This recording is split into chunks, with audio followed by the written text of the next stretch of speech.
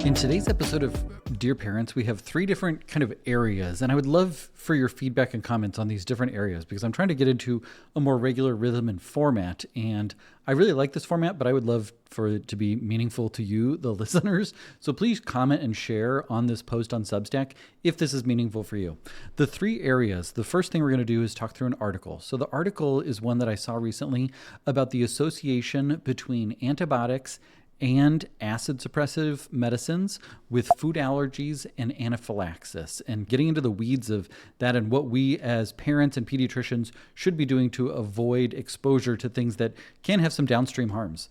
The second, I get to have a conversation with a therapist friend of mine. She runs at Parenting the Anxious Child on Instagram, and I love her content because it's a very fresh, nuanced approach to anxiety that really focuses on the parent adjusting what they're doing rather than trying to get their child over their anxiety. And then in the third section, I have a question and answer. And this is from a mom of a 3-year-old who's very impulsive.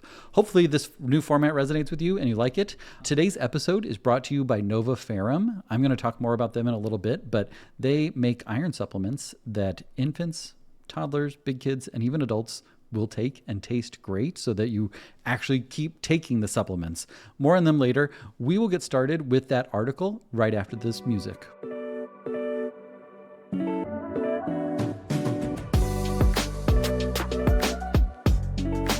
Okay, so the article that I came across that really struck my interest and got a lot of discussion on my Instagram was about acid suppressive medicines, antibiotics, and the risk of food allergy and anaphylaxis. So this was a study, and I'll link to it, of course, in the show notes so you can actually go read it for yourself, which is always worthwhile. This study was called the Association of Acid Suppressive Medication and Antimicrobial Use in Infancy with Food Allergy and Anaphylaxis. And so here's one of the theories that we've always thought about and wondered about. And I actually talked about this on one of my very first posts, like in 2018, about acid suppression and subsequent food allergies. The thought is, the gut is the area in our body that has the most immune cells outside of our skin. And so if we're changing the gut, we can expect that there could be down the line immune system changes because of that. Acid suppressive medicines are often given to fussy infants or infants with reflux, and that helps to suppress the acid production, but it changes a lot of different things in the gut, especially which bacteria can then thrive in a different environment when it comes to the pH and the acid levels and all those sorts of things. And so that's been something that for at least the last decade we've been talking about, is avoiding acid suppressive medicines. And then on the flip side, avoiding antibiotics too, because we obviously know antibiotics affect the gut microbiome. The gut microbiome plays a huge role in our whole lives when it comes to our immune system, infection susceptibility. It plays a role in inflammation. It plays a role in mental health. We just know and keep learning all the different ways that the gut microbiome influences our health. And we know that early exposure to different antibiotics, to big changes in the gut microbiome, can have an impact. So this study actually looked at a couple of different things when it came to either acid suppressive medicines or antibiotics, and then subsequent risk in children of developing food allergies and anaphylaxis from foods. What they found, and it was interesting, and it's something that I'll share my perspective on it. They found that in children where there was acid suppression, what this study found was that the food allergy risk is much higher in children that receive acid suppression in the first year of life. So when they looked at this study, they found that the food allergy risk was 5 times higher if an infant was prescribed a proton pump inhibitor in the first year of life. Proton pump inhibitors are things like omeprazole, lansoprazole. Most of them end in a little azole there. And what they also found was that in other acid suppressing medicines like histamine blockers, that was also associated with a 3 to 4 times increase in the risk of food allergies. And then if we flip to the other side and think about antibiotics, the more times that your child gets an antibiotic in the first year of life, the higher the likelihood that they could go on to develop a food allergy. So this was a dose-dependent sort of thing where one exposure increased their likelihood of food allergies to about 2 times the likelihood of developing food allergies. A second exposure, even more so, more than 3 exposure days. More than 3 exposures to antibiotics was associated with an even higher risk, almost 4 times the likelihood of going on to develop food allergies. And so it's like, well, why would we ever use these? Well, there's lots of good reasons that we would consider using these for children in the first year of life. Sometimes we have a baby that's born prematurely and they need antibiotics because they're at risk for serious bacterial infection. What are we going to do? We're not going to say, well, there's a risk that they get a food allergy, but they're at risk right now for a serious bacterial infection, so we're going to give them the antibiotics. And there's lots of studies in the NICU when it comes to using the least antibiotics possible. And so I feel like that's wrapped up in just something that is part of life. We have a newborn baby that was born prematurely that had an infection or a risk of infection. We're going to have to use antibiotics in those cases. And so we can't avoid those. On the flip side of that, some babies have severe acid reflux. They can't tolerate breast milk. They can't tolerate a lot of formulas. They have a lot of difficulty gaining weight. They're having bloody poop. There's all sorts of good reasons that you may say we need to suppress this baby's acid production because it's causing serious harm to the child and to their development and growth and all of those sorts of things, that we say we have to do this despite the fact that it might put them at risk for something down the road. But, and this is a big but, there's a lot of children out there that are given antibiotics when it's not necessary. There's a lot of children out there that are started on acid suppressing medicines because they're a little bit fussy or they're a little bit spitty or the parents can't get them to settle easily. And so this study to me says we should be really intentional. We can't completely eliminate it because these can be very important medicines for our child, but what we should do is be very choosy and slow to react when we can. We could say, well, before we start on an acid suppressant medicine, let's adjust the diet. Let's make sure that we're doing all of the different things to set them up for success when it comes to feeding positions, making sure that our milk supply is in line and we're not having an issue with oversupply. Maybe it's taking dairy out of the mother's diet if they're breastfeeding, or soy, something along those lines. We always do very much a stepwise approach of let's try this for 2 weeks, and then let's try this for 2 weeks, and let's try this for 2 weeks. And oftentimes by the time we've made it through some of those 2-week increments, things have gotten better. We don't always know why, but it puts a lot of space between fussy baby, spitty baby, and let's get them on an acid suppressing medicine because there are good reasons to avoid acid suppressing medicines.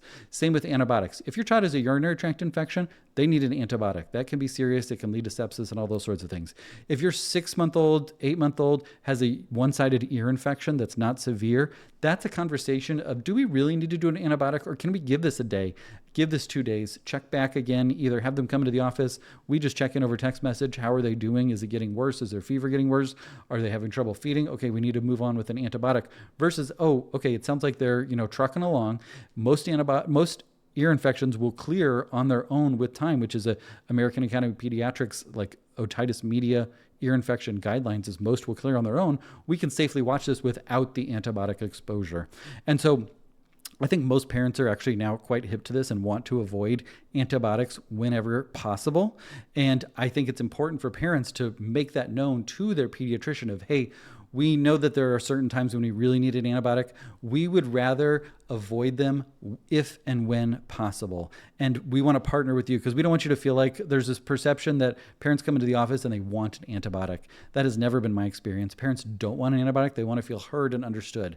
And so this study helps me to say, okay, this is something that makes sense from a biological mechanism sort of standpoint. You change the pH in the gut, and different bacteria that affect the immune system now and in the future can thrive and affect those immune systems and lead to food allergy, lead to anaphylaxis, lead to eczema and things along those lines.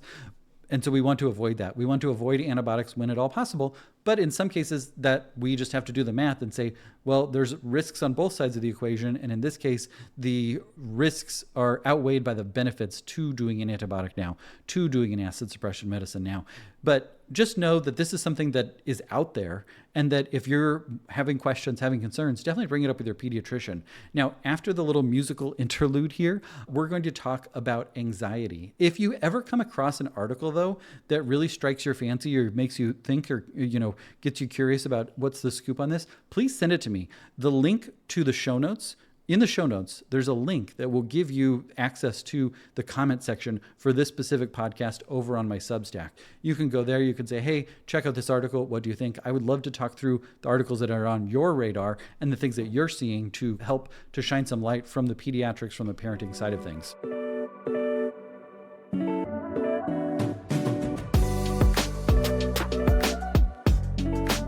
Today, I'm excited because I get to talk about anxiety. This is something that we see all the time. You, as a parent, probably experience anxiety yourself, but then also your children experience anxiety as well. And I wanted to talk with a therapist that I will tell you, and you probably all know from following me or listening to my stuff, I don't spend a lot of time on social media myself because I don't find that it makes me a better person when I am online or reading comments or things along those lines. But I am on there occasionally. And one of my favorite people to follow and absorb from is Robyn Isman. What I really like about her content is that she is just very real about it.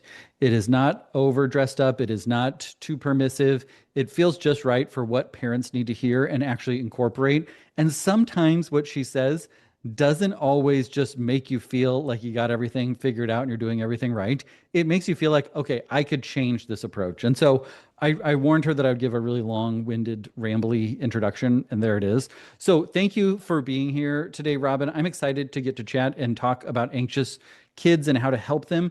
What made you choose, of all the different things that you could do when it comes to being a therapist and helping patients, what drew you to anxious kids? Honestly, I think I started my work as an in-home family therapist in Massachusetts. It's a state-funded program called Children's Behavioral Health Initiative, and we do wraparound care, and one of the roles is in-home family therapy.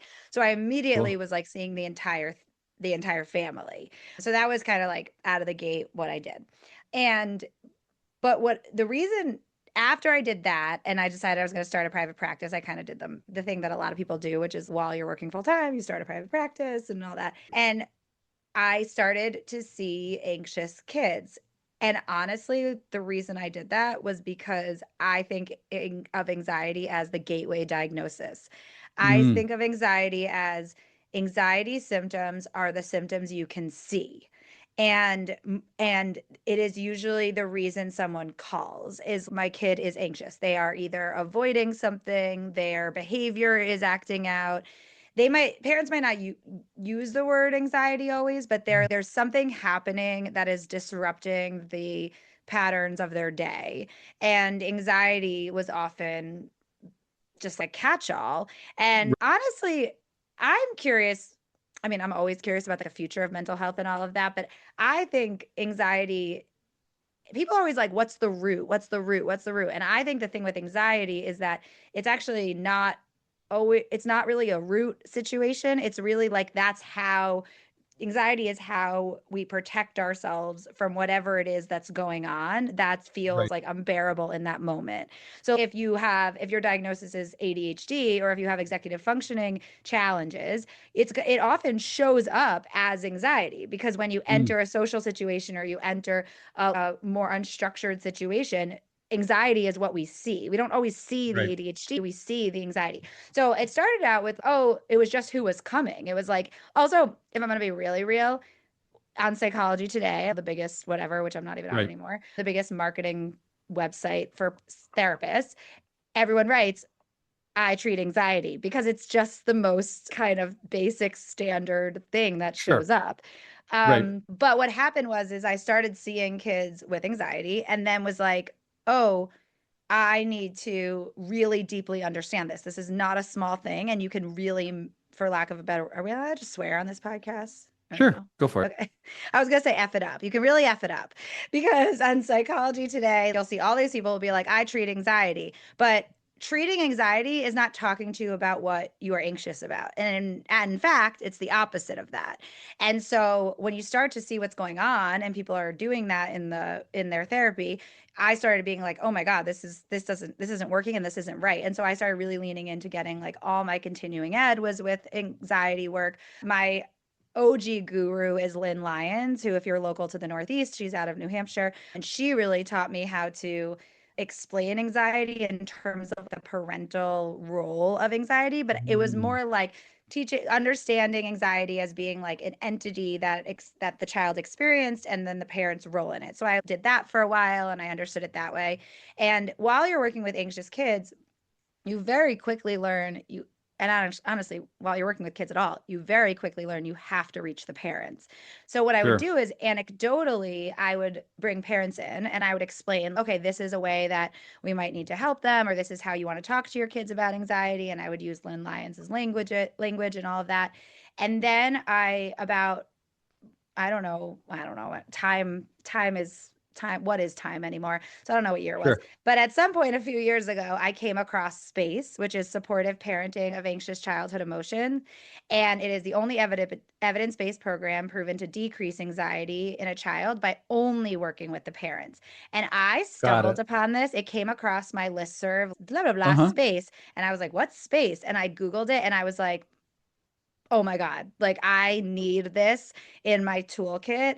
And I went all in. I immediately signed up for the training. I hounded the supervisors that I Mm, get fully certified, because you can be trained in it in a couple days, but to get certified, you have to do a whole year certification where you do like group got it. supervision and you do case studies and all that. And so I was like, this is what I've been trying to do, but without a package, without a protocol, without the evidence-based stuff. I was just bringing parents in and being like, hey, if you do this, then if you avoid things, your kid's going to be more anxious. I would just start, Got it. and I knew exposure was the gold standard of anxiety work. So I was doing it anecdotally, and then I came across SPACE and I was like, oh my God, this is the jackpot. So I have leaned all the way in, and my Instagram, Parenting the Anxious Child, is all me talking to parents of anxious kids. My practice, Got it. I do see individuals also. I don't market on Instagram for the individuals because it's just not what my main niche is. But I specialize in anxiety also with individuals, with adults, all that. And then with the parents, I just was like, I don't want to just be telling parents one-off parenting advice. I want to say this is an evidence-based, backed up protocol that I can teach you in 8 to 12 weeks. I also did something that I've never done in my career until SPACE. I followed a curriculum. Like, I'm a Mm, social worker. I am a holistic, like, we we don't social workers are going to get mad at me for saying this, but we are not very academic in the sense of, mhm. like, when I meet a psychologist, I expect them, if I meet a psychologist that does CBT, I expect them to do strictly CBT. That's Got it. like a stereotype I have. Got it. With social work, we're so much more broad. You can lean Sure. into whatever you lean into, but if I assume I was trained in CBT, I didn't follow a CBT manual. I would use CBT techniques. With SPACE, I follow the manual. Got it. And I love it. I'm like, this is amazing. And you can really work with people with where they are and all that. So that's how I got into it. I got into it because it's what was showing up at my door. What was showing up at Yeah. my door was anxious kids.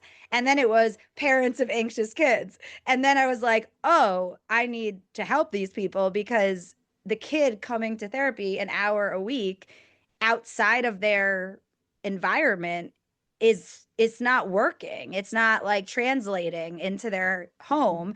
And so we need to have the parents. And then I need to give parents an actual structure. It's not fair to tell parents, I don't know, talk less or do, it's like these small tips when you Right. really need to have the full understanding of what's going on.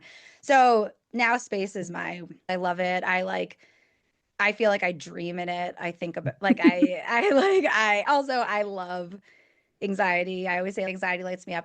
Anxiety also lights me up because I think it's the most hopeful diagnosis. There's so many Mm, diagnoses that are so hard, and they're so, I want to say the word, ingrained or embedded, or they could be cognitive. There could be stuff where it's really hard to, you don't right. know what the improvement can be or what the progress. With anxiety, I 100% can help you.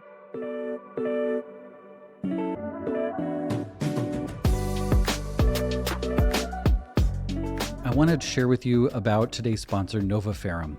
I get asked a lot about iron in clinic. I talk a lot about it on my social media because I find that it's something that really resonates with people that are trying to figure out their child's sleep, their child's attention, their child's behaviors, especially things like restless sleep, and especially if the child is on the pickier side when it comes to eating. Honestly, a lot of iron supplements fail simply because kids don't want to take them. Novaferrum, on the other hand, has chewables and liquid drops.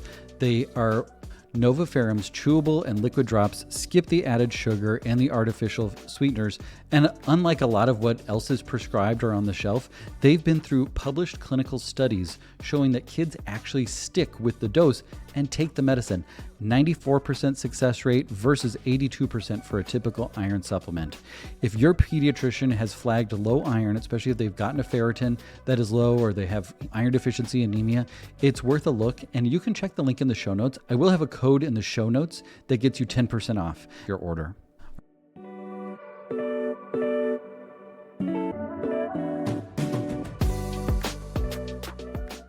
Let's talk through a little bit in that regard then, because I love that idea of focusing on the parents too. And I think that it's underrated how much of a difference, whether it's anxiety, whether it's ADHD, whether it's asthma or some other thing that they're facing, how much the parent can affect their child's diagnosis, experience, improvement, and those sorts of things. Let's take an example then. Let's say I have a 8-year-old that's anxious about bedtime. How does somebody in using SPACE, I guess maybe define for us what SPACE, I love a good acronym. In medicine, we just have as many acronyms as a dictionary would have full of words because we have an acronym for everything, and there's acronyms that overlap in 7 different ways. But I'm curious what SPACE actually stands for, and then how would SPACE approach the anxious 8-year-old at bedtime? Yeah, definitely. So first of all, SPACE is supportive parenting of anxious childhood emotion. It was created by Dr. Ellie Leibowitz with many other researchers on there too, but he's the main author on the books and the research studies. And it was out of Yale Child Study Center. So I didn't create it, and I try to make that clear with citations and other things. I did not create it. I'm just a fan. And what you do with SPACE is the first part is you really give parents a deep understanding of what anxiety is, and that it's biological, and that it's part of us, and that we are mammals, and anxiety is how mammals stayed alive. That is but the human version of that is anxiety, and is the brain making sense of what is going on, and we've taken it too far a bit. And so we start by really having a deep understanding. Got it.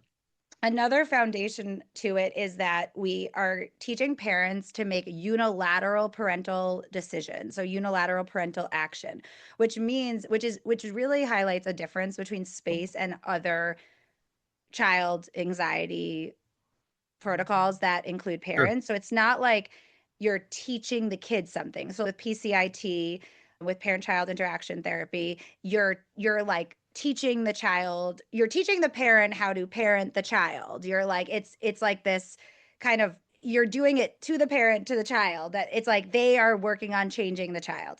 You're also like with CBT for parents, where it's like you teach the parent how to teach the child the CBT. It's like that. But SPACE, it's like I am working with the parent on changing the parent and only trying to control the parent. And the results of being able to do that is that then the child is able to feel whatever feelings they're having, but not have those things perpetuated. And I'll tell you in the example of the bedtime. But I just wanted to highlight the unilateral parental That makes action. sense. Okay, perfect. Because the reason I want to highlight the unilateral thing, because it's swinging, the pendulum is swinging again, but we did swing too far into the permissive parenting model.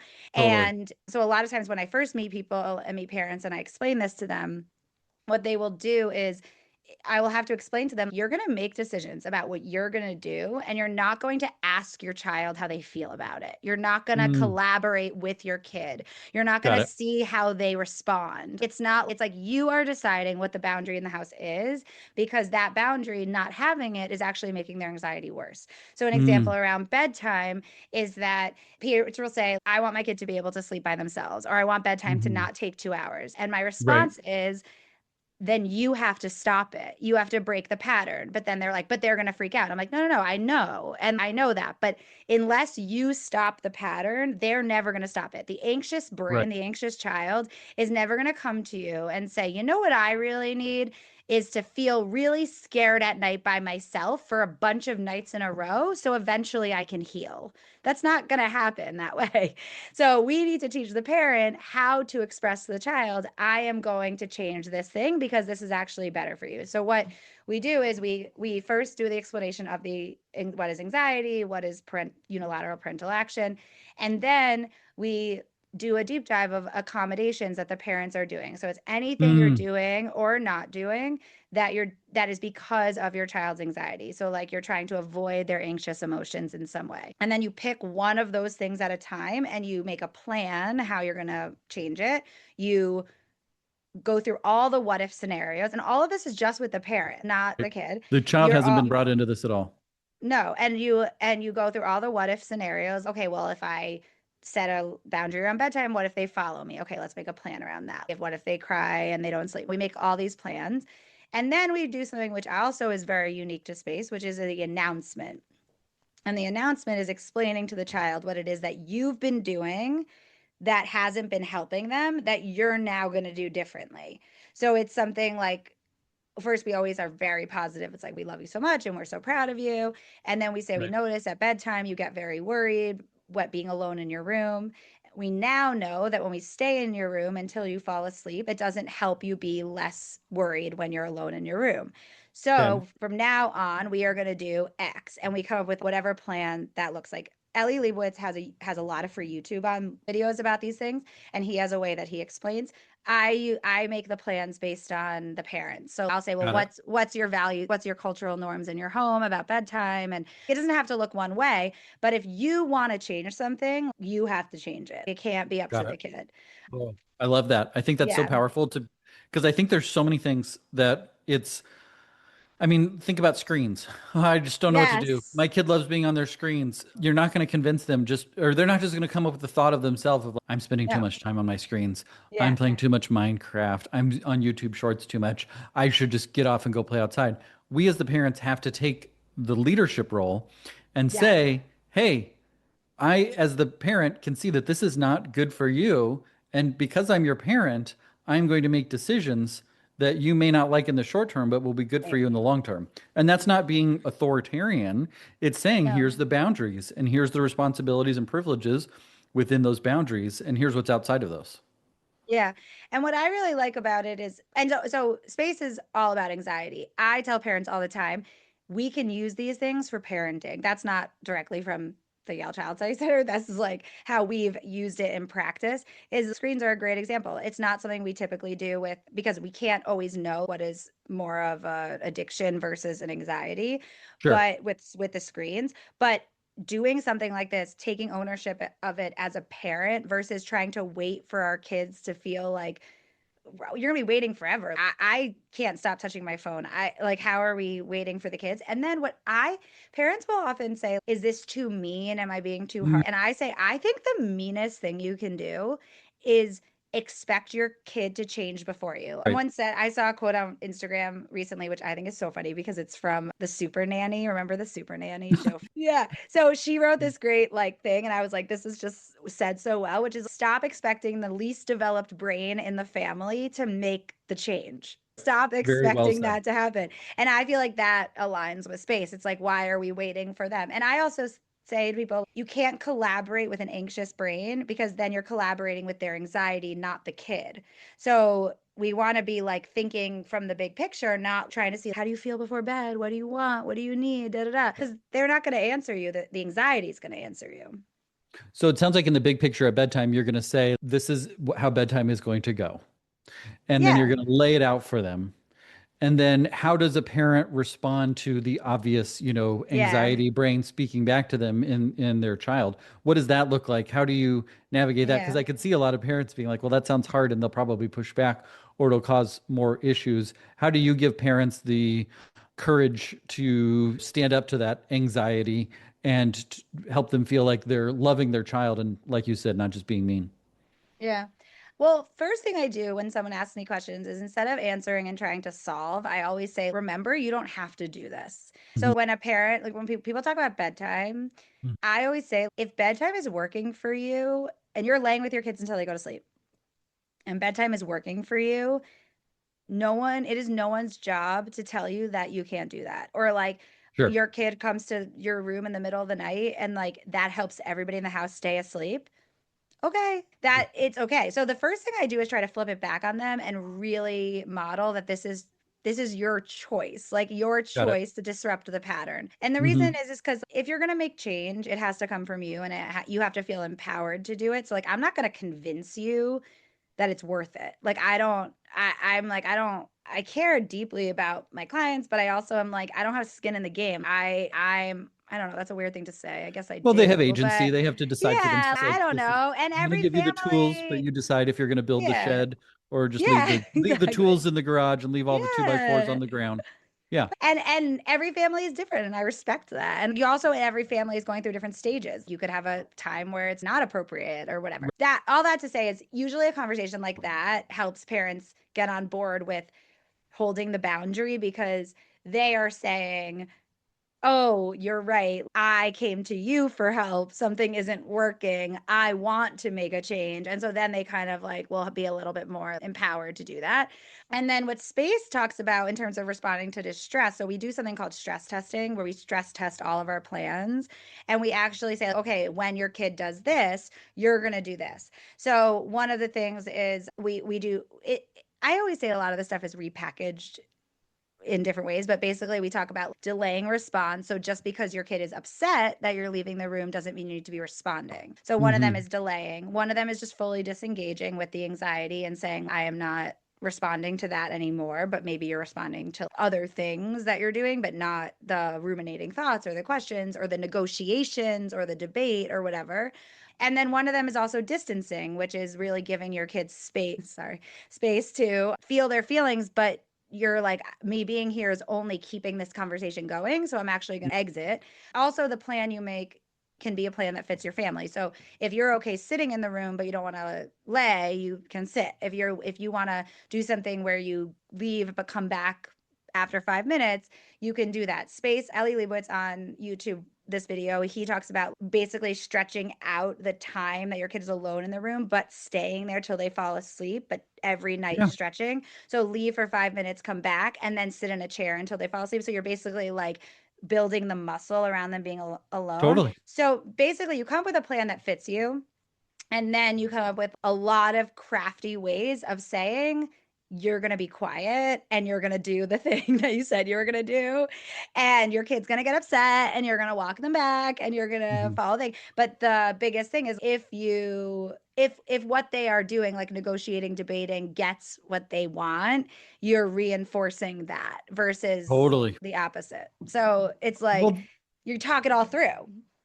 Well, that is actually really fun that you brought that example came out, because that is how I approach it when parents come to me and are struggling with their kids' sleep in particular, of like, we can't get out of bed or we're stuck laying with them, and then all of those sorts of things is something very similar to that. And to your point, exactly, if they say, "I don't think we can do that," I'm like, well, you can keep doing what you're doing, but you came to me because you felt like Right. something wasn't right. So I love getting to hear that. Let's shift gears and talk a little about other places where parents are trying to, with good intention, accommodate anxiety to help their child, but making things harder. Are there any Mhm. kind of classic examples that you see on a regular basis that 100%. we can shift the approach to and see a big change? Yes, there's very classic examples. There is, I basically, that's why I created a group format and Mhm. a self-paced course online that I on my website, because I was saying the same thing over and over again. And I was like, I love working with individuals, but I was like, there are so many ways to get this information. I mean, there's the book by Right. Ellie Leibowitz, but also I was like, do you want a video? Do you want a group? What do you want? Because you're all saying the same thing. So, and I should say, I have 3 kids. We're all saying the same thing. I'm part of that collective Yeah, we. The most common ones I see are separation, but that plays out over the course of the lifespan, basically. sure. So there's the classic drop off, but then there's also whether or not your kid will try new activities, stay at developmentally, stay at birthdays, parties by themselves, and then it escalates into sleepovers, Right. tournament sports. It just goes on, but all of it goes back to separation. Also, a really classic one that permeates a lot is reassurance seeking. So Mm. parents will be answering constant questions for kids, like details of the day, what time you're coming home, and then that really translates into when you have a kid who has a phone. I work with a lot of Mhm. parents who are getting texts constantly throughout the day from their kid, and Mm. and they and so I work with them on, you can't make your kid if you give your kid access to a phone as a way to text you, they're going to Right. message you. And Right. so you have to come up with the boundaries of what you're going to do. So I help parents set boundaries around providing reassurance, either by phone or verbally. Got it. And so reassurance seeking, separation, a lot of space works really well for phobias. So Mm. parents will avoid emetophobia is a great one. So the fear of throwing up. So what Mhm. will happen with emetophobia is obviously you can do exposure response therapy prevention, exposure response prevention for emetophobia, the fear of throwing up.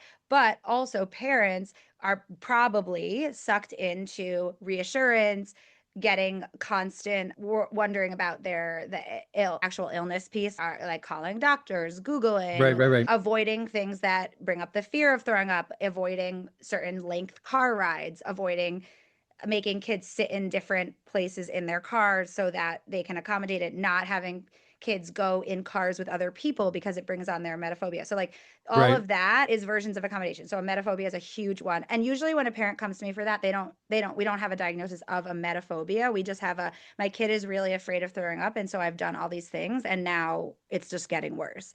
Yeah. So separation, emetophobia, a lot of phobias. Phobias is a big one. Oh, also parents come to me whose kids are doing OCD rituals, but the parents have Mm. started participating in the rituals. Got it. So we would be working with the parent on decreasing their participation in the rituals. So those are like some of the most common ones that I see. What's something that parents do wrong? I'm just thinking of back to school right now. What's something that parents inadvertently do that makes things harder when it comes to school avoidance, drop off, anxiety, those sorts of things? So I just did a post about this and it really resonated with people, which so I'm like, this is what I'm gonna say because I think I hit something here, which is that what people are doing wrong is they're trying to solve the anxiety, thinking that's the freedom. The freedom is Mm. how do we prepare? So my post I did was about preparing your kid for school. And but what people do is they prepare their kid with the concept that they're going to alleviate the anxiety enough where school will be tolerable. Got it. What we are teaching people and what space is teaching people, and I didn't even talk about this, but one of the language formula we use in space is called supportive language. And what it is it's a validation plus confidence. And so that is how I want you to think about anxiety work with your kids. I want you to think about it like I am going to believe their experience, but believe in them while they're having that experience. And so when you're preparing your kid for back to school, you're not preparing them with the hopes that they're not anxious. You're Right. preparing them with the fact that they're going to be anxious and capable at the same time. And that is what we're doing all the time with our kids. We're saying, yes, you hate the fear of throwing up. You are afraid you're going to throw up in your classroom. Last year, Susie threw up next to you. Now you never want to go to school again. I totally get it. And I believe you can be in that classroom while you're afraid of throwing up. You're going to be in the classroom while you're nauseous. You're going to be in the classroom while these fears are happening. And so obviously I'm being really aggressive right now. I wouldn't just come out that hot, out of the gate that hot. But the idea is where parents go wrong. And I actually want to say where professionals go wrong, where school Right. staff goes wrong. I think people are constantly trying to prepare our kids enough that they feel better before they go do the thing. And Mm. I am always saying, you're going to do the thing while you're only 20% okay, while you're Right. 30% okay. That is really where I think we go wrong. We set the stage as if it's possible to cure the anxiety before the school, but I don't know about you, but I've been living my life through all these feelings the whole time. Nothing's been solved. Um, and yeah, so that's a big way that I think that that's where we go wrong. Our message is, I'm going to help you with this, and then you'll be capable. But that's So not what we want to say. in the big picture, it sounds like you're going to validate and then also say, yeah, I think you can still do it. Like, I can understand why you're nervous about giving a speech in front of the class. And I know that you can do it. Yeah. And then And are I you know giving them evidence of past times where they've been successful, or what does it look like when you're building the case for why they should proceed forward? I want to critique a little what you just said. I hope that's okay. Of Which is course. that we don't even say, I know you can do it. It's literally, I know you're scared to get up in front of people, and I know you can get up in front of people while you're scared. And I know that sounds Okay. different. Yeah. And also it's really important to the difference between Like you don't want the validation to fall into the reassurance or the confidence or something to fall into you can do it because I don't know if they can do it. Yeah, Right. I don't know. I don't know Right. if it'll be okay. I don't know what's going to happen, but I know they can have the feeling and the thing Right. can happen. I Right. know that. Okay. So basically it's this really like bring it to this is life's going to happen. Friday's going to Mhm. come. The thing is going to happen. But when you're doing that, remind me what you just said, the second part of your question, because I got distracted. I had said something along the lines of validate and that you can move forward, but is there a Oh, specific like evidence that you need to provide yeah. to say why I still believe that you can do Yeah. it or no? So no, this is an interesting part of space that I really like because I do come from a CBT model and I have done the whole Socratic method of saying, okay, well, what's the worst case if that happens, or what's the fear underneath, or like what you're saying is bringing it, like Lynn Lyons does a great job of bridging it back to successes, which we love. In this moment while you're doing this work specifically, all of that sort of becomes reassurance. And Right. anxiety doesn't care that you've done it before. Like any kid that cries every day at drop off for their whole life doesn't care that they went to school yesterday or that they went to Got camp it. yesterday. Like Yeah. their brain will say, their anxiety will be whispering in their ear, today is different. They just don't Mm, realize today is different. And got so it. we actually don't I don't teach parents to do that. What we will do, which is unique and nuanced, that and is not specifically in the space model, is I will scaffold with parents any sort of extra like outside the anxiety realm need. So if you have a kid, I used ADHD earlier. If you have a kid who has ADHD and they do need executive functioning accommodations, we're not being like, well, sorry, we believe in you. We're still Right. scaffolding that. If you have a kid who Right. has sensory needs, I'm going to make sure they're wearing an outfit that's comfortable for them. I'm going to make sure they have the classroom teacher they need if that's something we've been discussing. We're going to talk about their accommodations that aren't anxiety accommodations because Sure. that's how we separate. So the validation plus the confidence, the way we're talking is like that's what we do. And then the extra parts are more like, and I believe you are capable of doing this while you're scared. Is there something you can have in your pocket while you feel scared? Mm. Is there a person you can look at in the room that helps you feel a little better while you're scared? It's more about, is there a tool we can use, but not so that you're all better or something like that. You Right, know what I right. You're mean? going to keep going despite that feeling. And I think that's something where parents often get stuck is we have to figure out how to eliminate the anxiety and we have to figure out how to make sure that they aren't experiencing that discomfort. When it sounds Yes. like what you're saying is we should help our child to live through that discomfort and to continue forward knowing that they are going to experience that discomfort. And I mean, I think that tracks with life. Life isn't fair, like Scar said on The Lion King. Like Yeah. bad stuff happens to people and we keep going. And so if we're going to tell our child, I do think that you can keep going despite your worries, then that is Yeah. very much how they're going to experience the rest of life too, is like we keep going even though these bad things happened that maybe were not in our control or that we made a mistake or something along those lines. And a lot of the pushback I get online is about, okay, then your kid's just going to shut down, or they're going to stop telling you something, or they're going to start masking, or something like Right. that. And I have a lot of different responses to those things.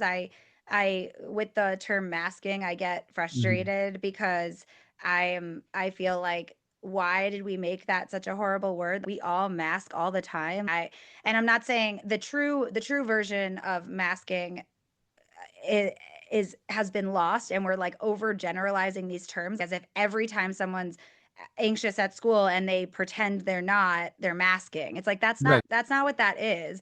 And so I try to say to people, this is something that kids have to do, that we all have to do. And if we just remove all of these things, their world is just going to get so small. And if that's what you want, okay, fine. That's fine. I don't mind when people do it. It's when they're like, I want my kid to be able to do XYZ. I'm like, okay, then they have to do the XYZ. They Right. can't, they're Like not if going you to want stay them at to home be and on the think hockey about it. team, they have to be comfortable going to hockey practice and going to the Exactly. hockey game. If this is important to you, then we have to figure out how to get them to do that despite and through their Yeah, worries.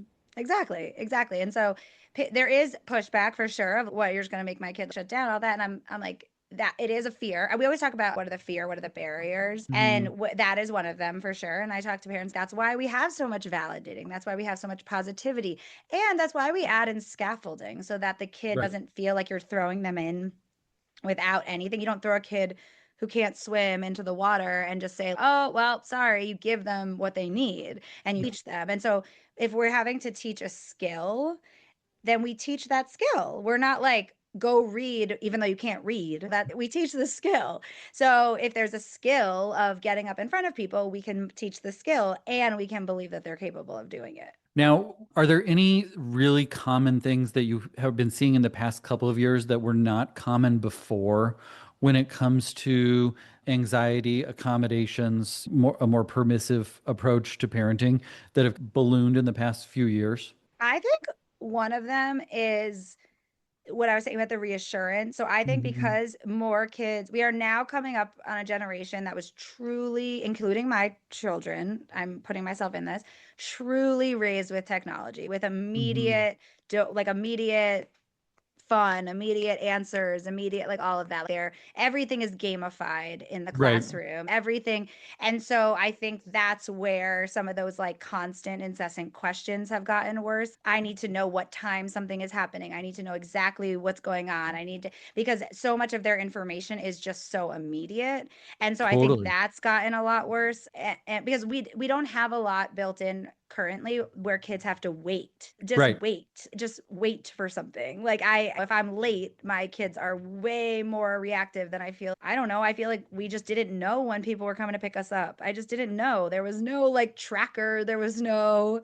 So I think this immediacy, this reassurance seeking, this the whole like getting texts. Why are kids texting from the bathroom being asked to pick up? Why is that should Right. not be a thing. The whole kids using technology at sleepovers, like, Hmm. forget about the actual risk of all that. If you think about it just in terms of like the anxiety and the parent relationship, like I had a situation where I like, no longer does the parent have to go through the other adult. It's like there's this weird circumventing that's happening. But so then the kid Right. is, I think all of that is blowing up anxiety. Like all of that is like, Mm. they can reach out to their parent, they can tell them exactly what they feel at every moment, they can complain about it, they can do all that, and they no longer have to have these like adult interactions or waiting or like problem solving things. And I think I feel like that's become a really big problem. We have to acknowledge, I should have started with this honestly, the school avoidance is like, Mm. when did it become an option to not go to school? What, like, Right. I'm not saying parents are giving an option. I'm not even saying that. Literally, when did this happen that there is an epidemic of kids just not going to school? Right. It just, I don't, and I don't have a lot to say except that I feel like that has gotten really blown up over I don't know where that started. I don't know if it's the abilities of schools to handle certain things. I don't know what's going on, but that idea that we have to not push our kids into settings that Mhm. are uncomfortable, or I don't know what word, but like the severity at which parents respond to that type of comment is like, well, school is dangerous for the nervous system, or school is constantly asking my kid to do all these things that are out of their abilities, or whatever it is. It really that has blown up so much. I don't know how we got here. Do you know how we got here? Well, I think, What do I you mean, think? my guess is that COVID made school feel much more optional for a lot of Mm, families, or they realized that no one was really keeping track of their kid all that well. And there weren't really any repercussions for a couple of years of not having your kid in school.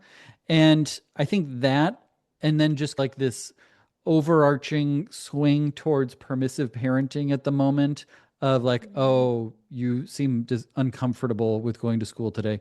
Let's just stay home when there Yeah. isn't really any sort of valid reason of like you're sick or you just threw up or you have strep throat or something Yeah. along those lines Right. that you're not feeling comfortable and we can't understand it. Now, certainly if they're being bullied or if they're having some sort of issue, obviously we're going to address those or encourage parents to get those addressed.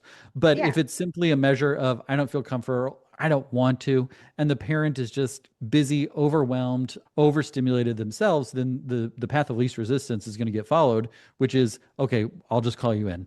we'll just stay home Right. today. And so I think that kind of Right. perpetuates itself and just keeps the little fire going of, and if I don't really feel like it, then I probably can get out of going to school today. Yeah. And nobody's going to come knocking on the door if my kid misses a few days or weeks of school anymore. And it's not one party's. I think you're right to talk about COVID. It's not one party. It's everything has gotten out of control in this regard. Yeah. And so if you ask what's ballooned, like to me, I think the bar, it's weird to me how anxiety has, I mean, I love specializing in anxiety. I am not lacking for people who need help in this. So I guess we shouldn't complain, but for something that you just live with, like anxiety is not meant to keep you from school. It's not Right. meant to keep you from doing Right. things or to keep you home. It's not why it's part of your nervous system. And the whole nervous system conversation is like a different conversation, but the idea that we have gotten to this place where we have to avoid so much to keep our kids.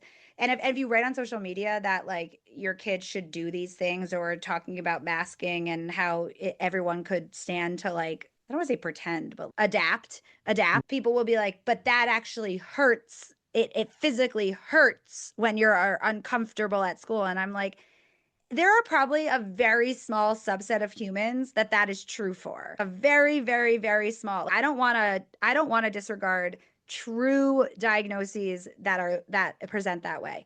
But how generalized this all has gotten is just unbelievable to me. I think that I see one thing that comes out a lot nowadays is if kids don't like the thing that you've asked them to do, then they are demand avoidant. Yes. And then we should not give them demands because they can't handle demands. And I mean, I don't want to get too into the weeds or I know, call I know, call I know. specific people out on this sort of thing, but it becomes this, if my child doesn't like being told to empty the dishwasher or go to school or to clean their room or that they have to do this, that, or the other thing, if we hold any boundaries and they push back, then they're demand avoidant and we need to withdraw demands. Then it perpetuates this cycle of I don't have control over my child and there's no one is at the wheels. Yeah. And I think for a lot of these parents, what they would say is that it's way more than just them just not wanting to do something. And I think for a subset of kids, it is a true because PDA was originally talked about for as a subset of as a piece of autism. But again, we have all these things that have now just been overgeneralized. Like you could have a sensory need with or a sensory preference or discomfort around something sensory related without having a processing disorder or without Right. having something. We have just gone too far with all of it. And there's actually a New York Times article that was just written about how we've just been talking so much about mental health that we've made it all worse. So that's a whole Hmm. other thing too. But I feel like the way things have been generalized has been really hard. I know we went somewhere weird right now, but I think the reason was because I think when you asked about the ballooning of things, Yeah. what I think has been ballooned is how much we are avoiding things because of the anxiety, Right. because of the fear for our kids' experiences. And that in general has been ballooned. Not answering your kid texts right away. That shouldn't be that weird. Not always going to pick them up from school and not putting them in situations. I'm having this whole thing with someone. Oh, I did a reel about Big Little Feelings, who Mm. they're like a huge parenting account. And I don't have any hate on them or anything, but they were talking about if you drop your kid off at camp and they cry in the mornings. Right. And again, like the idea that we have, like, sure, that camp might not be a good fit. We might actually want to help that kid go to a different camp. That could be true. And typically camp and school are also childcare because you're working. And Right. when was it like, oh, we now are so scared for our children to be somewhere that they can't go there and I have to now fix that for them. Do you know what I mean? It's like that's such an interesting place we've brought ourselves to. Well, I think there's this fear of discomfort. And I think that Yeah. that is what has really fueled the permissive parenting movement that Yeah. we're currently like swung to that side of I as the parent must avoid causing my child discomfort. And if my child is experiencing discomfort, then it is my problem to solve, even if it means I have to break all these boundaries and break all these rules and disregard our family values or culture or those sorts of things, is that my child's discomfort is something that I can't tolerate. I think Mhm. on the flip side of that, authoritarian is parents are, I must avoid my discomfort. And my discomfort comes when my child snaps back at something that I say or is defiant or doesn't do exactly what I say on the first request, then I'm uncomfortable because it threatens my authority. And so I, as the authoritarian parent, must avoid that at all costs. And I think that Yeah. it's just the parenting sides are about avoiding someone's discomfort, Yeah. and that we just can't handle discomfort. And I think there's a lot of fuel of that for online, just the way that people make it seem like everything must be pathologized and that our children are very delicate. Yeah. I also think that's important to say, like, I think I said this a couple of times, is that it didn't come from the parents only. I also think systemically, we have also become afraid of a parent being upset that you don't call. So then the school calls too much, or you're afraid of that other kid who your kid might be bothering. So that Right. kid needs you to call. Or I think it's a whole systemic weird, because I think parents in a lot of ways came by it honestly. It's like, we all were doing the best we can and trying to figure out how to be in these systems. And because a lot of times a parent will Mhm. be like, I don't want to go pick up, but if the nurse calls me, am I allowed to say no? And so that's when we Right. also step in and try to educate school staff and cram staff or other people about how do you actually navigate when you have an anxious kid, not just Right. jumping to calling. So it's a whole systemic issue. It's not just the parents at all. Oh, for sure. Yep. I think we've just swung the other way of rub some Yeah. dirt on it to, oh my gosh, Yeah. how could you have hurt you? Let's call your mom, across all the different things. Well, I know this has been a winding road I conversation. know. It's been really helpful to me to hear about space, first and foremost. And I would encourage everyone to check out your Instagram account. You have your own podcast Yep. called Do Less Parenting, and so many other ways to connect with you, because I think that this is really valuable. And I love people that are putting the impetus on the parents to help their child, whether it's anxiety or ADHD or whatever the child is facing. There's a lot that we as parents can do. So I appreciate you sharing, and then getting into really the nuance and the weeds of it all. And it's a very specific approach rather than just accommodate everything. And let's just talk about how we're feeling about our feelings and all of those sorts of things. So thank you. Yeah, I love it. I love it. And I like to say to people, my biggest flex is that every single thing I teach people, I also do myself as a parent because I also have to do that. So I get it, Totally. and it's really effective. So I love being able to talk about it. Well, I'll send everyone in the show notes to your website to learn more about your program, to learn more about space, and to follow you to learn even more.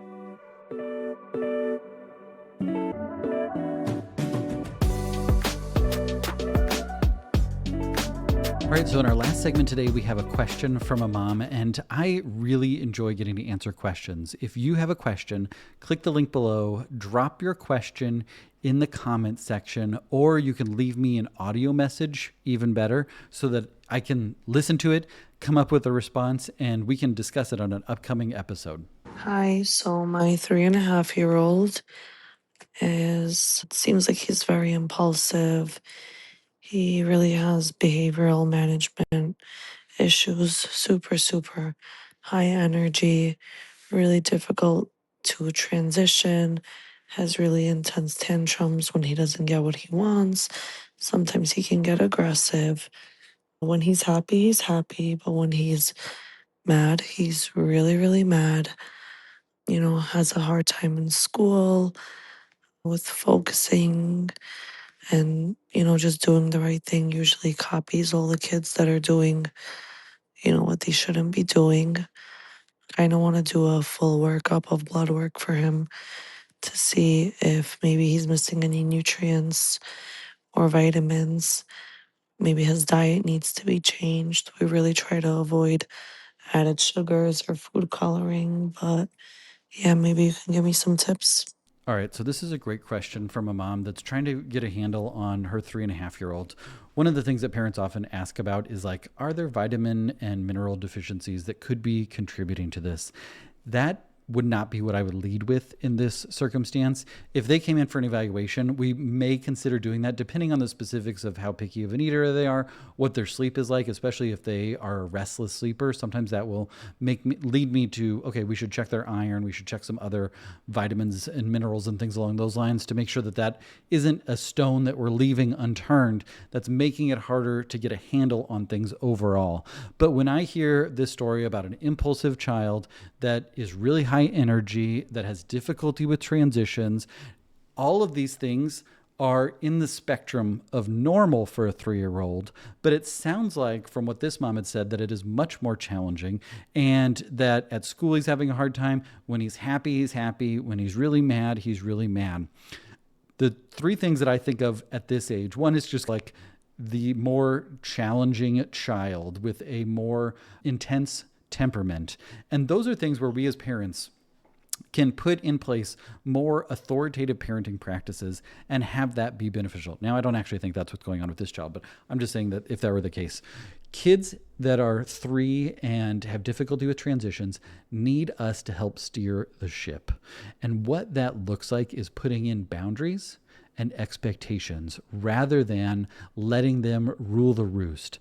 I often see and hear from families where they don't feel like they have a handle on things. Their child screams until they get the iPad. So they give them the iPad, of course, because they have to get other things done. They need a moment's rest themselves. And it causes a lot more stress and frustration for the entire family. And the child just gets, it feels like the child is dependent on it. It feels like that's the only thing they can do to get them to calm down. Now, oftentimes what happens is we don't have those good boundaries in place because our child is making things so challenging. And so what I always tell parents is like, we're not going to, completely turn this ship around overnight. But if we take the little wheel, the mast, or is it the mast? Whatever the thing is on the ship, like I'm thinking of an old pirate ship that you turn. You guys are all just shouting out the name of it, like the wheel, whatever it might be. We're going to turn the wheel a couple of degrees at a time until we're on the right course. And so what that would look like to me is picking one specific thing. Maybe it's screens, maybe it's bedtime, or maybe it's watching screens at mealtime.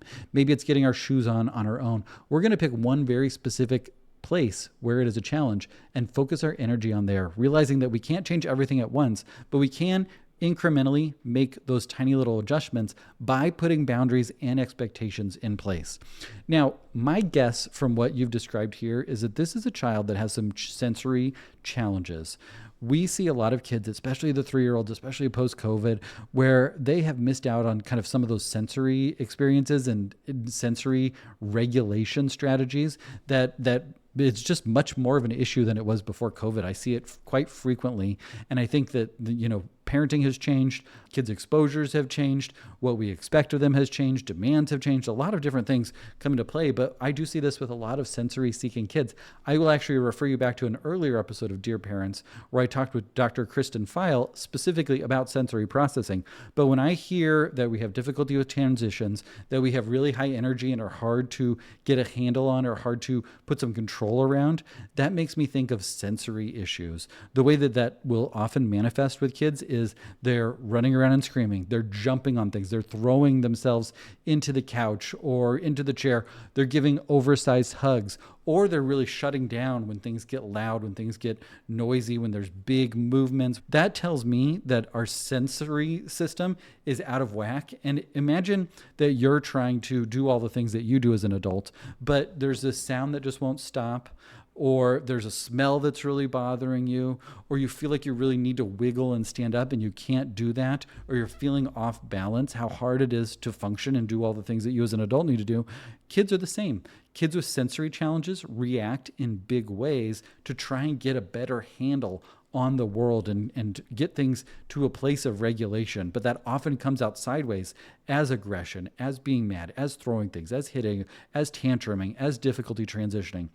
So my guess is that is actually what's going on. Now, some children that have a difficulty with behaviors and super high energy, like this mom had said, they will go on to have ADHD. I don't diagnose ADHD in 3.5-year-olds because the vast majority of the time when parents come to me and they say, I think my 3.5-year-old has ADHD, they have sensory processing challenges. Now, they might go on to have ADHD in the future, but we need to have them see a occupational therapist to work through a lot of those sensory processing challenges now, rather than treat them as if they have ADHD or start them on medications or anything like that. I would not do that for a 3-year-old. When it comes to the vitamins and minerals, since this mom asked, there aren't a lot that I check on a regular basis for behavioral issues in this age group. But I would, if I was getting blood in or had a good reason for that, I would certainly check a iron level and a CBC, which helps us to look for anemia and iron deficiency. Even children that are getting iron in their diet and they're not anemic can have lower iron levels. And I've talked about that on other episodes. And there was just a recent clinical guideline put out by the AAP about iron deficiency without anemia, that can cause behavioral challenges. It can cause restless sleep. It can cause a lot of different issues. And so checking the ferritin would be helpful in my book. I usually will also check a vitamin D to make sure their vitamin D level is okay, because that can have some effects on their overall behavior and mood. And then I also check a copper and a zinc. These are two that can have a role, especially as we get older in the ADHD realm. If our copper and our zinc, which are normal facets of our diet and the things that we eat, are really out of whack, sometimes we will see more hyperactivity. That's more of a niche, nuanced sort of thing. It's not where I would put all my money at this point. In fact, if this 3-year-old probably isn't going to like lab work, I would probably at this point not be super excited about getting lab work on them, and have them see an OT and say, is this the right tree to bark up? Is this more of a sensory processing issue where we can, get some vestibular input? We can teach them some proprioception strategies that they can put into place at home and see how things change when they're able to move their body, when they're able to get a better sense of their world and more regulation when it comes to their senses. That would really be my approach for seeing a child like this. I would also, and lastly, be talking a lot about sleep. I would be investigating, are they a restless sleeper? Do they snore? Do they mouth breathe? Are they all over the bed at night? Is it really difficult to get them calmed down? Are they wired but tired? Are they not getting good rest? Because all of those things are going to amplify what we are seeing here. And there's different things that we can do for each of those. So that would be my big picture, long-winded approach for this 3.5-year-old that we see these kids all the time. They're often getting kicked out of daycare because they're aggressive or they're having really a lot of difficulty with transitions. We get them set up with an OT. We make sure that their sleep and their diet and those things support them, and they grow into their busy body and busy brain in a lot of different ways. Hopefully this episode was helpful for you. Thank you to Nova Ferrum for sponsoring this episode. Check out the link in the show notes to learn more about Nova Ferrum and their very tasty, very palatable drops and chewables and pills for iron for adults as well. If you have questions, if you have ideas or thoughts about this show that you would like to share, if you have something that you would like to know more about, drop a comment on the Substack for this episode, and I will see you on the next episode. In the meantime, keep up the good work.